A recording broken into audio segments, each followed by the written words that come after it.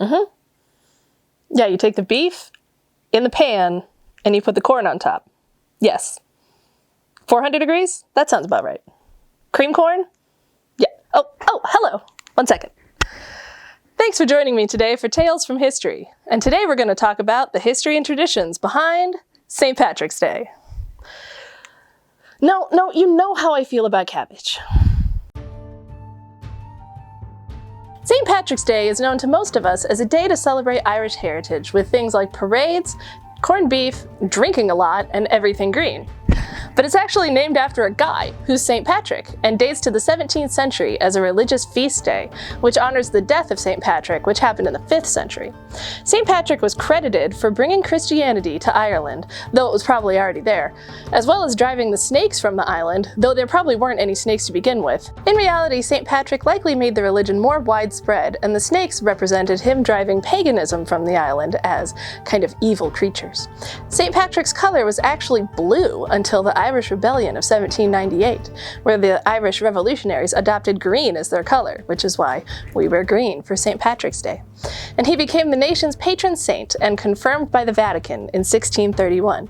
But for most Irish people, it was an at-home religious feast day until the 20th century. Though starting in the 1800s, there was a ball in Dublin Castle. St. Patrick's Day became a public holiday in 1904, but in fact, all of the bars in Ireland were closed on religious holidays, so until the 1960s, the only place you could get a drink in Ireland on St. Patrick's Day was the Royal Dublin Dog Show, which made for a lot of dog fanciers just on that day of the year. So how did St. Patrick's Day become the holiday that we know and love today? The one you're thinking of is uniquely an American holiday, and was first recorded in 1600 in St. Augustine, Florida, organized by the Spanish colony's Irish vicar. A better-known celebration was in 1737, when a group of Irishmen in Boston got together over dinner and formed the Charitable Irish Society to help their distressed countrymen in the city. And as the Irish population in the United States grew, so did celebrations of St. Patrick's Day, and so did the backlash from nativist detractors. Nativists, who believed in, as they would say, American patriotism, characterized the celebrations of the holiday as a symptom of the drunkenness and debauchery that immigrants brought to the United States. At the same time, in the middle of the 1800s, the virulently bigoted Know Nothing Party grew in response to Irish and German Catholic immigration, who believed it a conspiracy intended to take down what they believed as the quote-unquote American way of life. And violence between these groups was of such concern that Father Sorin, the founder of Notre Dame, actually banned St. Patrick's Day celebrations at Notre Dame during much of his lifetime. And in many other parts of the country at the same time, there were a lot of nativist violence towards Catholic immigrants, burning of churches, and people were killed. So Father Sorin, in concern as a public safety issue, and also to combat negative perceptions of Irish Catholics as being un-American and having secret ties to a foreign power, aka the Pope, did not allow those celebrations on campus.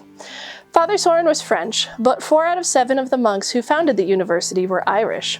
And at the same time, he also funded 4th of July celebrations to promote American loyalty and patriotism, as well as a village south of campus called Sorinsville, a Irish immigrant neighborhood where a lot of Notre Dame employees lived to foster that sense of community and support for the immigrants who were coming to live and attend and to work at Notre Dame. So certainly interested in promoting a certain image of the campus and the university.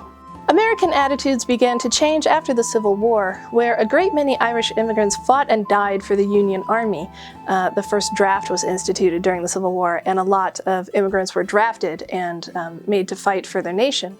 Father Corby at Notre Dame famously was at the Battle of Gettysburg with the Irish Brigade and offered absolution before the fight. Post-war saw non-Celtic Americans beginning to join in the celebrations, and the nativists found other groups to focus their hate on, and the Know-Nothings faded into disgrace. You'll see a lot of articles in the South Bend Tribune about how what a stain on people's character it was to have been a member of the Know-Nothing Party later in the 1800s. And by the end of the 1800s, St. Patrick's Day was observed in the streets of cities with large Irish populations like Boston, Chicago, and South Bend. For a long time, much of the festivities were held at St. Patrick's Church here in town, as the name might imply, which was founded by Irish and German Catholic immigrants in 1858. In 1893, one could enjoy a, quote, glory of verbal pyrotechnics put on by the Ancient Order of Hibernians at Price's Theatre, with poetry, songs, and readings by clergymen, as well as by important men of the time with names like Leaper, Stoll, and Brick. And the Ladies of St. Joseph Church also hosted a celebration at the rink downtown, so you'll see a lot of advertisements for mostly the celebration at St. Patrick's Church, for related things at local theaters, and then the Ladies of St. Joseph's Church as well.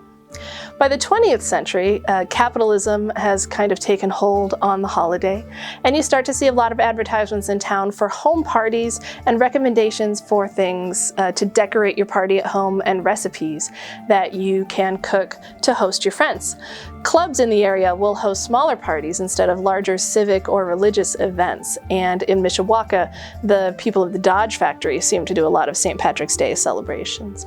You'll see that corned beef became a traditional part of St. Patrick's Day celebrations, even though it's not something people actually eat in Ireland. And it's believed to be because of very poor people who lived in Manhattan tenements buying leftover provisions from ships returning from sea, so the cheapest meat they could get with the small amount of money they had. And in 1915, the South Bend Tribune advertised it as the ideal day for entertaining, recommending a table trimmed in shamrocks and harps, and place-setting cards in the form of little green hats. They provided several recipes, including a green and white cake, a green egg white whip, and a salad that included celery, walnuts, apples, and lettuce served in a green pepper case with mayonnaise, which my friends will know that I think can go right into the garbage. From then on, St. Patrick's Day has taken a pretty familiar form that has spread throughout the world, though as a nation, we seem to have gotten really into dyeing bodies of water green, and hopefully moved away from the more insensitive depictions of Irish culture. So this year, I hope that you all celebrate safely, responsibly, and learn some fun facts that you can share with your friends about St. Patrick's Day. Thank you.